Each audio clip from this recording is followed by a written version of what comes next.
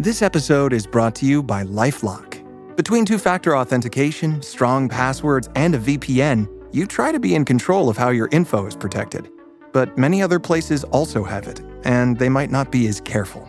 That's why LifeLock monitors hundreds of millions of data points a second for threats. If your identity is stolen, they'll fix it, guaranteed, or your money back. Save up to 40% your first year. Visit lifelock.com/podcast for 40% off. Terms apply.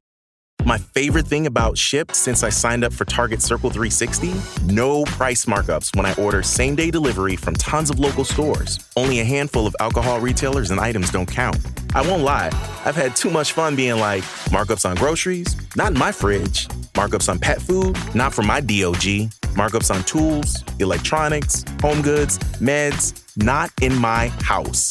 Anyway, it's awesome. Order now at shipt.com/360. Terms apply. Parents of tweens, if you're familiar with far-off drop-offs... Dad, stop, right here. Or get DMs about what's for dinner, you may be experiencing tween milestones. For your son or daughter, these can start at age 9. HPV vaccination, a type of cancer prevention against certain HPV-related cancers, can start then too. For most, HPV clears on its own. But for those who don't clear the virus, it can cause certain cancers later in life. Embrace this phase. Help protect them in the next. Ask their doctor today about HPV vaccination. Brought to you by Merck. This podcast is brought to you by Carvana. Got a car to sell but no time to waste? Hop on to Carvana.com to get a real offer for your car in seconds. All you have to do is enter your license plate, answer a few quick questions, and if you accept the offer, Carvana will pay you as soon as you hand the keys over. They even offer same-day pickup in many cities. Save your time, score some cash, and sell your car the convenient way to Carvana. Pickup times vary. Fees may apply. Shopping is hard. I can never find anything in my size. I don't even know my size. I buy my clothes the same place I buy my groceries. There's a better way. Make it easy with Stitch Fix. Just share your size, style, budget, and done. Your personal stylist sends pieces picked just for you. That was easy. Stitch Fix. Online personal styling for everyone. Free shipping and returns. No subscription required. Get started today at stitchfix.com. Have you ever spotted McDonald's hot, crispy fries right as they're being scooped into the carton? And time just stands still. Ba-da-ba-ba-ba. Welcome to the HCI family of podcasts. We're your source for personal, professional, and organizational growth and development. We share our own original research, explore industry trends, and interview executives and thought leaders from across the globe.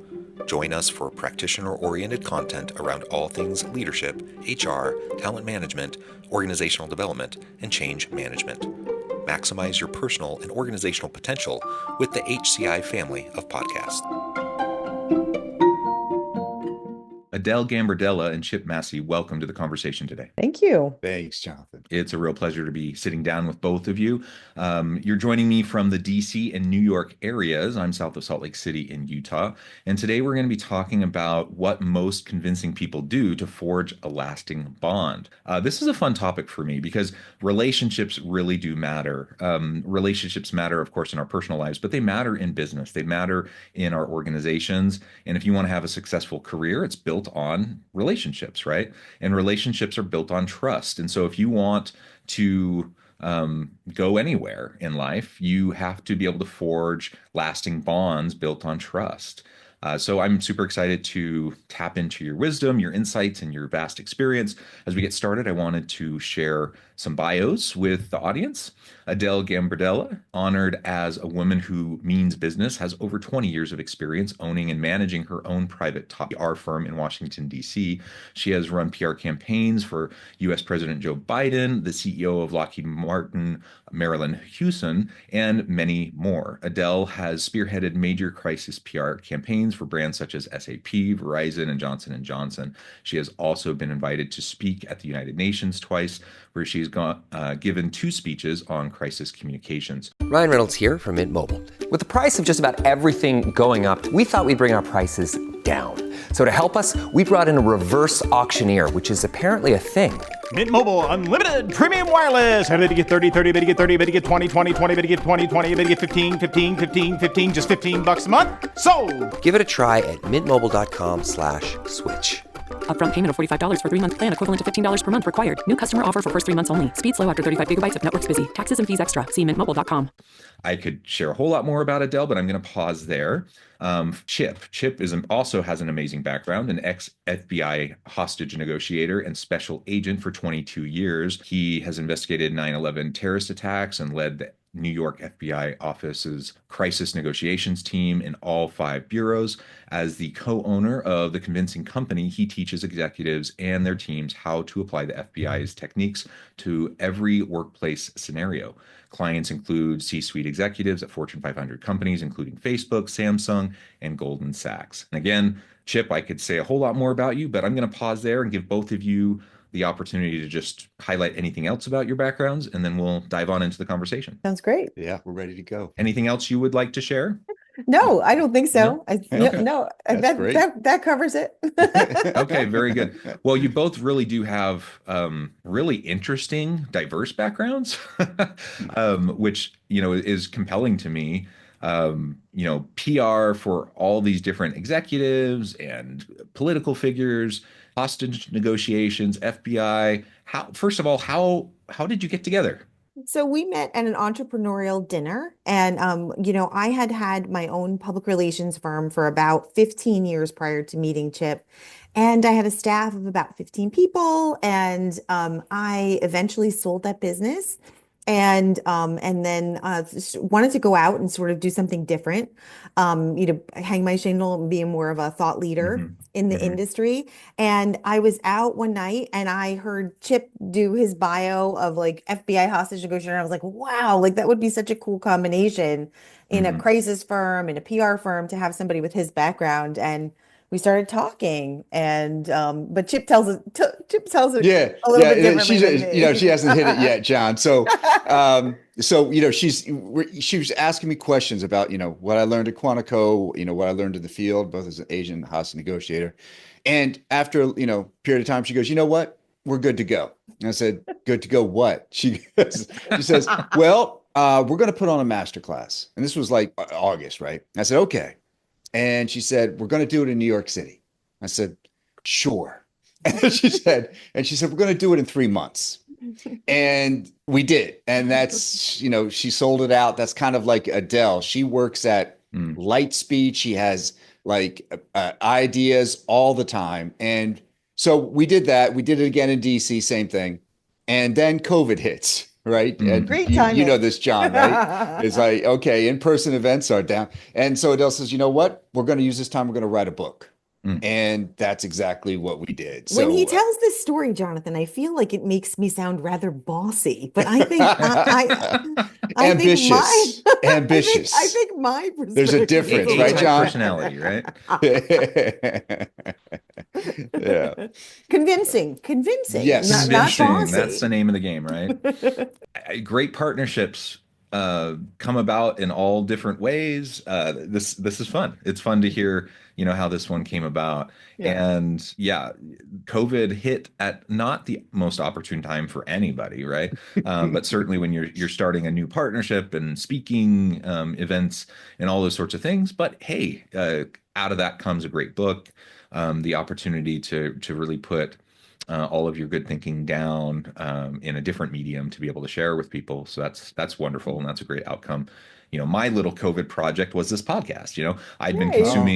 I'd been consuming podcasts for years. I'd been guests on podcasts, a number of times. And then I'm like, yeah, I miss talking to people. I miss traveling. And, well, why don't I continue that? I'll just do that via podcast. And then, 5 years later, podcast that started off just small and organically grew into something that has been just a whole lot of fun. So, we all have our interesting paths, don't we?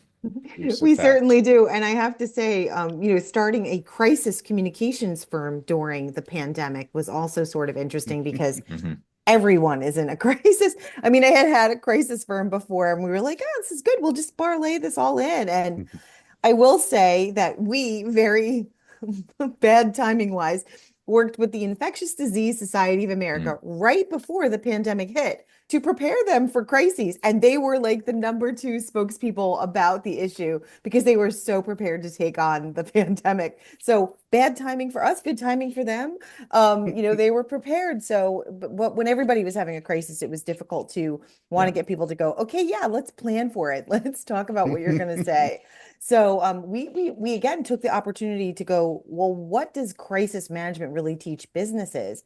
And what it teaches them is how to be convincing in high pressure situations, but it also teaches them to be rapid responders, regardless of what the issue is, whether it's positive or negative.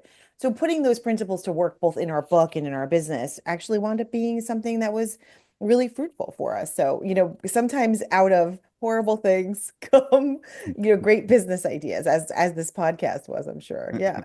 Well, yeah. And I want to, tag on to something you were saying and pivot a little bit because you were joking, oh, I'm coming across as sounding bossy. Well, no, I mean, there's a big difference between someone who's bossy and bullying to get stuff done.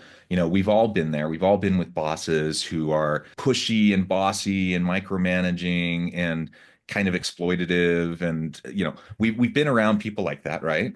And that's one thing. Being convincing is something totally different, right? Getting stuff done via influence and, via relationships is totally different than being bossy and controlling and pushy. You're not building relationships when you're being bossy, bullying, and pushy.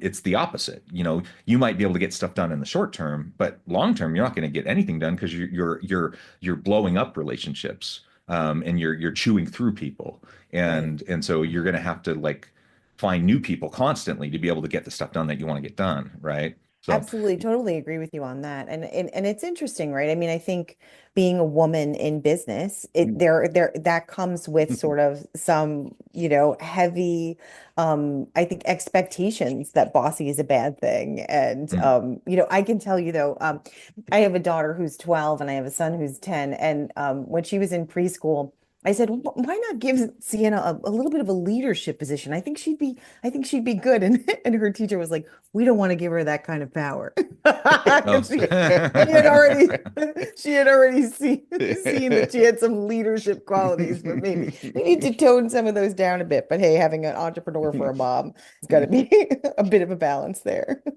That's fun. So let's talk more about convincing. Let's talk about what that looks like for you in the work that you do.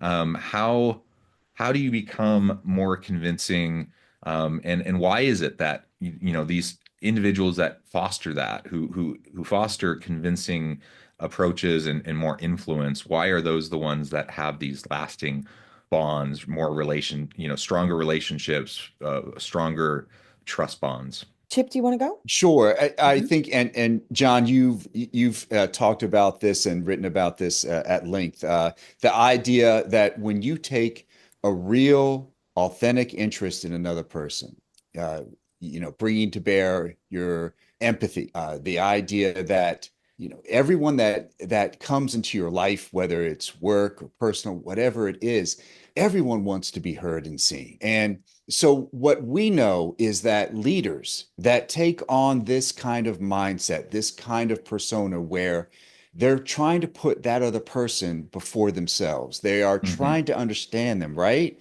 At a level that no one else has. And here's what we mean by that. We got an idea about this very deep listening technique. We call it forensic listening. And it's composed of 4 components. And it's about their voice, the pitch, tone, and cadence of a person's voice that's in front of you. What are they, how are they communicating that? What is that voice telling you? And the themes they're developing in front of you, which can be completely different from why they originally wanted to talk to you. And if it's repeated more than once, it's important to them, so it better be important to you. And then there's another component, which is their body positioning. And we differentiate that from body language, and that we're all creatures of our environment, and we move and, gesticulate about that. So it's not static. And So you have to watch how that person's interacting at different points of your conversation.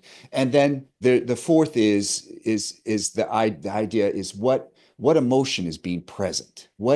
How is it that, where are they connecting on the theme? Are they up, down? Does it seem where their energy is kind of manifesting around?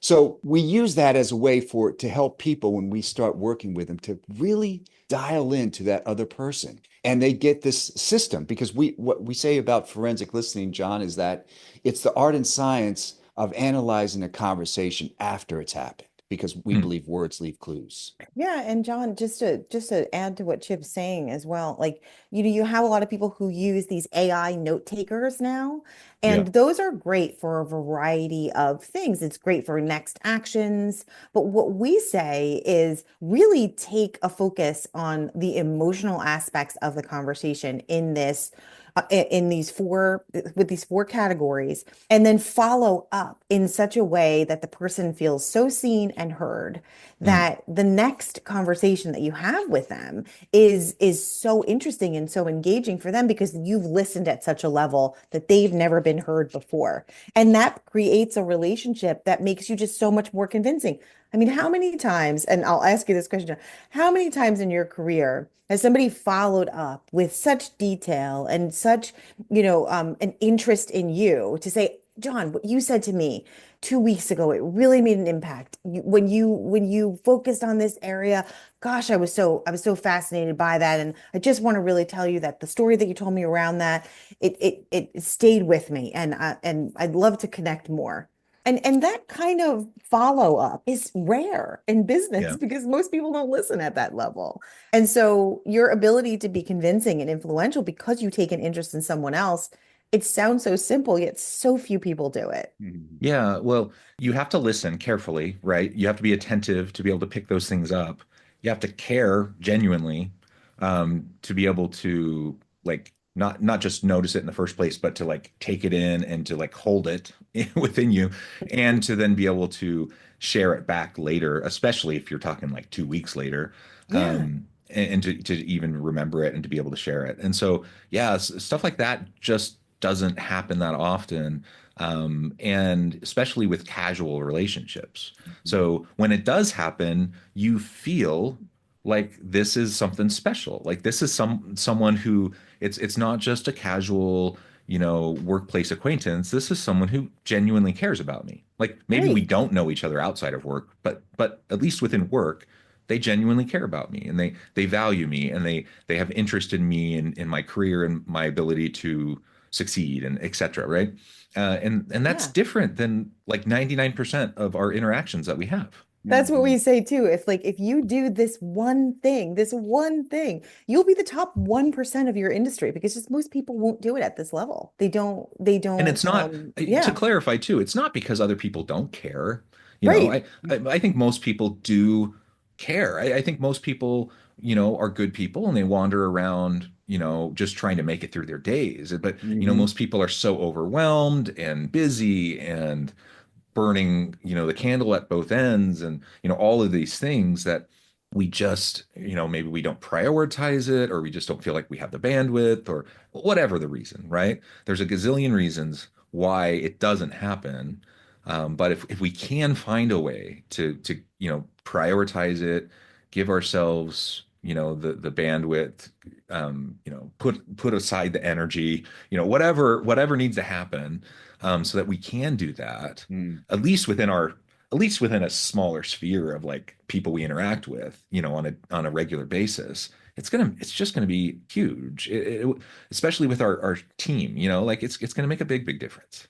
It really does. And the other thing I would say is you have to have discipline to be an influential person or a good convincer. I mean, you really do. And there is a process to convince people that we can get into a little bit later. But essentially, the one thing is to not start with your strongest point first, which is so counterintuitive to most people, right? Don't start with your strongest point first. Most of us want to go into a meeting, state our opinion, and then like 10 seconds later, we want everybody to close their books. Is like, wow, John is so right about that. Adele is so right about that. Chip is brilliant. Which is 10 seconds and you're done and the meeting's over. That never happens because when you start with your strongest point first, what it does is it just makes people dig their heels into whatever they believe is true or not true about what you just said. So instead of having people who have an open mind and an open mindset, they have a closed mindset. And so we're just all taught to go in and start with our strongest point first. But what you really want to do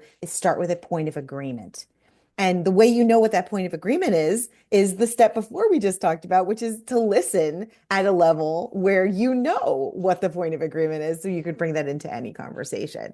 And so these steps really do build on each other. I love that. And the other aspect of that, and maybe it's partially the same thing you've already said, but I'm thinking about recent meetings that I've been in, challenging meetings where there's challenging issues that need to be dealt with and debated and resolved. And yeah, people come in with vastly different opinions. And if I go in and I feel like the data's on my side and the argument's on my side and all of those things, and all I have to do is present the good argument with the good data, and people will come around because I have everything on my side. To your point, it just doesn't work that way, because people have an emotional attachment to their own perspective. They also think they're smart and they think they have good arguments. And what happens is if I just go out the gate with all of that, they sit there, they kind of weather the storm. They listen to me, or whatever. They let me say whatever I'm going to say. They kind of get through it, and then they launch into their thing, right? And then they just figure, okay, we gave John his chance, and now we're going to launch into our thing, and we don't have to even pay attention to John anymore because he already did his thing, right? Right.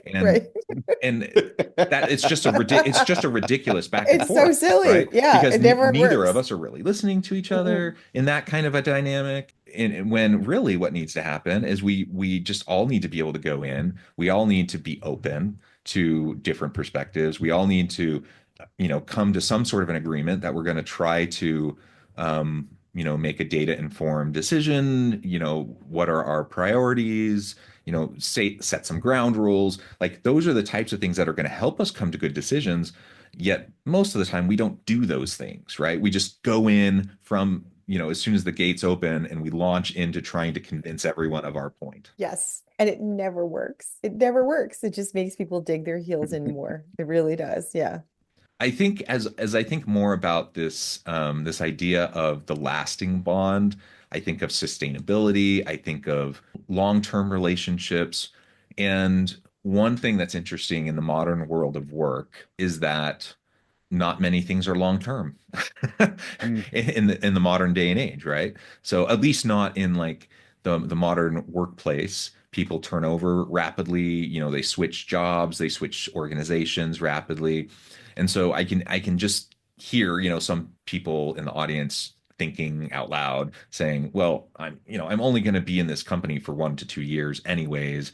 Why invest? Why emotionally invest? Why spend the time and energy building these relationships, doing the stuff you're talking about? Because I'm just going to be gone in 2 years, and then I'll just have to redo it, the whole thing again at the next place.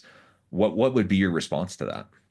One of the interesting things that we found when we were doing research for the book, John, was that you're exactly putting your finger on this issue, that's the changing culture. And, it's no longer you're at the same place for, 20 years in the watch at the end. But the other side of that is that you're going to, chances are, as a result of your, needing to go on to the next organization to get a promotion or a raise or whatever that job role is and function that you really want and need in order to separate yourself from your previous organization, is that we're all changing. We're all moving around, and there's a good chance that you're going to see that person or people again, right? You could come in as a consultant to that same company that you were just at. And so it's that same kind of deposits that you've been making, right? And I know you're an advocate of this, John, is that you're putting in those deposits into that person, into that entity, whatever it is, as it is your contribution. You are known for that thing. That's another thing that we talk about, right? Is how to do brand building of your own personal brand. And when we are consciously doing that, we know that, okay, it may not show up in a month, a year from now, but those dividends will pay out eventually. So there's a great chance that your reputation really will precede you. I love that. And that's certainly been my experience. Now I'm in a unique situation. I'm a professor. It's one of the most consistent, stable types of jobs that there is. I've been at my university for 17 years. I may be here for another 20 years, before I retire. And I do consulting work too. And so, I pop into other organizations all the time. But I am the unique one in the modern world of work, that I am, likely going to stay at this one institution for 35, 40 years, right? But most people aren't doing that anymore. And so, yes, I can establish relationships with people that I'm going to be working with for years and years and years and years. But most people, they aren't. And so on the one hand, you're thinking in the short term, because you're only going to be there in the short term, why invest? Why it doesn't matter. But your point is so important, that our careers are long. Our careers, we tend to loop back. Like we tend to interact with people multiple times. And even though I'm at the same institution, there still is turnover, and people still do leave and go other places. And I can't tell you the number of times that those deposits that I've put in with people that, then I don't interact with again, and then like 10, 15 years later, all of a sudden it pops back up that I have this relationship with this person that I haven't really interacted with a whole lot in a decade. And now all of a sudden some new opportunity arises. But because I had genuine interactions and meaningful relationships with those individuals, now there's really new great opportunities for partnership, collaboration, or whatever, or a new consulting gig, whatever the case may be, because I invested, a decade earlier, right? And so we just have to be willing to do the work and have a long-term perspective, and just trust in it. Like it may not pay off today, 6 months, a year from now. It may not be 5 years from now. It may be a decade from now. But man, I sure can attest to it. My own experience, that sure has been what I've seen. And it sounds like both of you can attest to that. And I suspect a whole lot of other people could give testimonials around that as well. John, I have a funny story. Chip and I were at a speaking engagement, and I was talking to the CEO of the organization. It was a fireside chat about personal brand, building your personal brand. And I had said where I went to college, and there was someone in the audience who walked up to me and says, "I rode crew with you in college." I was like, "Oh my gosh, really? We did?" And he says, "Yeah." He's like, "You don't remember me?" I was like, "I'm sorry, I can't place you." And he's like, "How about this guy?" And he was bald, and in the picture he had this like big blonde hair, and I was like, "I remember that guy." I don't remember you, but he worked for a big company. He wound up bringing us in. It's like you don't even know what deposits you're making, and you could be making these deposits when you're younger. You could be, I mean, and I just think they always come back around. If you treat people well, that is the best, foundation for convincing, because people remember how you treat them. And if you treat people well, it really will benefit. I mean, that sounds so cliche, but it really is a huge part of being convincing is being likable, is being somebody wants to help. And I think many of us are not taught that necessarily in our professional career. It's like, just be a driver, be someone, and you should be that, but you should also be helpful and be nice to begin with. And that's really going to pay off in dividends later. So it might not seem it, but absolutely. Well, Chip, Adele, this has just been a fantastic conversation. I know at the time I need to let you go, but before we wrap things up, I wanted to give you a chance to share with the audience how they can connect with you, find out more about your work, and then give us the final word for today. Yeah, so you can connect with us at convincingcompany.com, and you can join some of our online courses. We offer a course on crisis communications, on personal branding, as well as consulting and crisis communication work. So I hope that you guys take a look. And also, please get a copy of our book. I think you'll find there's some really great practical strategies in it that you can use in your everyday business. Wonderful.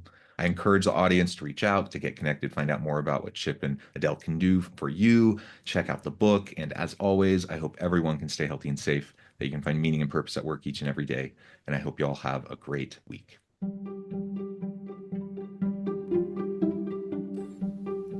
Thanks for joining us for this episode of the podcast. We hope you stay healthy and safe, and please join us again soon.